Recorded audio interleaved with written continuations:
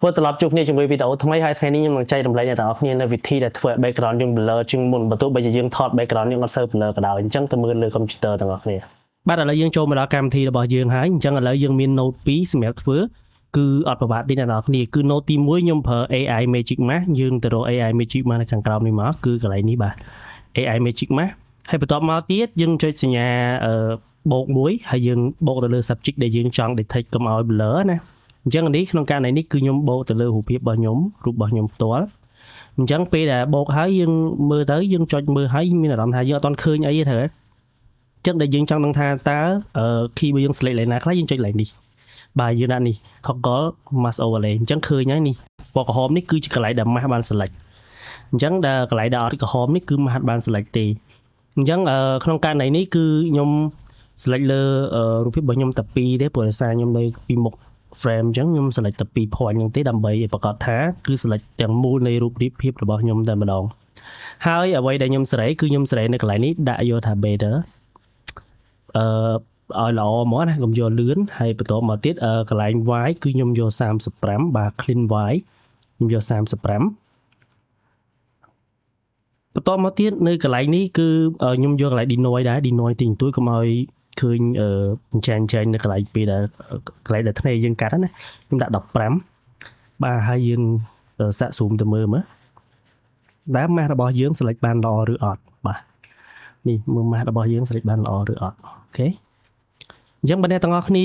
ឃើញថាកន្លែងនេះអ្នកទាំងអស់គ្នា select អត់ល្អអ្នកទាំងអស់គ្នាអាច play around ឡើងនឹងបានឬក៏ម៉ាស់ឲ្យច្រើន point តិចទៅអញ្ចឹងដល់ពេលដែលម៉ាស់ហើយគឺយើងត្រូវតែ track យើង track ទៅមុខឬទៅក្រោយនេះ track forward and reverse យើងចុចតែមួយហ្នឹងទៅគឺ track automatic ហើយកុំព្យូទ័ររបស់ខ្ញុំ track ដោយសារកុំព្យូទ័ររបស់ខ្ញុំយឺតចឹង track យ៉ាងយូរខ្ញុំកន្លែងនេះសុំ speed ឲ្យអ្នកទាំងអស់គ្នាលឿនបន្តិចបាទឥឡូវដោយសារតែយើងបាន track រួចរាល់ហើយប៉ុន្តែអញ្ចេះអ្វីដែលយើងចង់ឲ្យ blur background អញ្ចឹងណាតែឥឡូវនេះយើងកំពុង select រូបរបស់ខ្ញុំតែយើងចង់ blur background នេះអញ្ចឹងដើម្បីឲ្យវាឆ្លាស់យើងត្រូវតែយកពាក្យកន្លែងប៊ូតុងនេះឬក៏ invert យើង invert mask ទៅ invert mask ឲ្យយើង select background វិញព្រោះយើងចង់ blur តែ background ទេយើងអត់ចង់ blur មនុស្សណាអញ្ចឹងបន្ទាប់ពីយើង track ហើយយើងចុច invert mask មកអញ្ចឹងឃើញពណ៌ក្រហមនៅខាងក្រោយវិញគឺ select យកតែ background ទេអូខេអញ្ចឹងnote ទី1គឺចប់ហើយយើងចូលដល់ note ទី2 note ទី2គឺខ្ញុំនឹងប្រើ land blur បាទនេះ land blur អ្នកនរគ្នាអាច search បានបើសិនជាអ្នកនរគ្នាអត់ឃើញ land blur ទេប៉ុន្តែបើអ្នកនរគ្នាឃើញអាចដាក់ land blur ចូល note ទី2យើងមក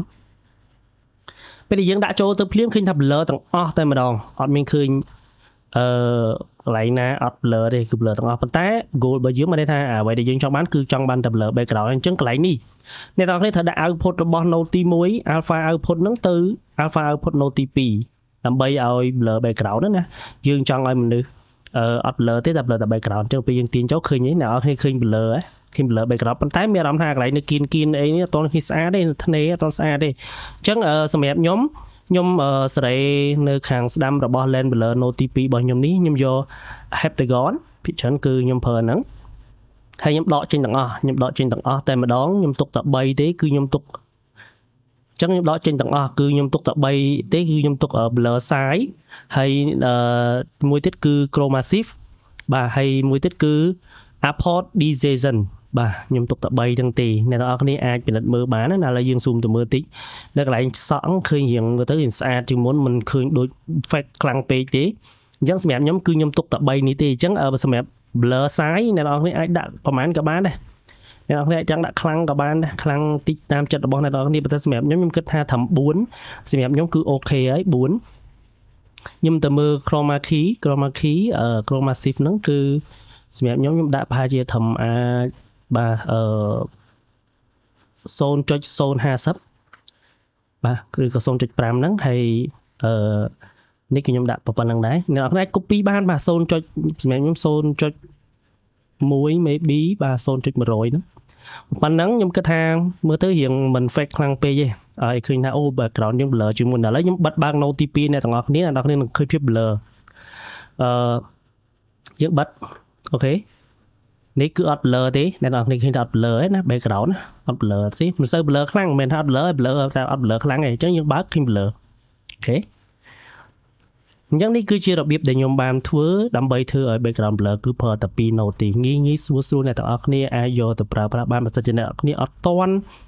ឬក៏អត់យល់ឡើងណាអាចឆាតឬ comment នៅខាងក្រោមវីដេអូរបស់ខ្ញុំដើម្បីឲ្យខ្ញុំធ្វើវីដេអូបន្តទៀតឲ្យអ្នកទាំងអស់គ្នាក៏បានដែរដូចអ្នកទាំងអស់គ្នាបានឃើញអញ្ចឹងគឺងាយស្រួលអត់ចាំបាច់ត្រូវការ note អីច្រើនទេអញ្ចឹងបើសិនជាអ្នកទាំងអស់គ្នាចាប់អារម្មណ៍ឬក៏ចង់ធ្វើ background blur ជាងមុនអាចប្រើវិធីដូចខ្ញុំបានអរគុណចំពោះការទស្សនាសង្ឃឹមថាជួបគ្នាជាមួយនឹងវីដេអូក្រោយ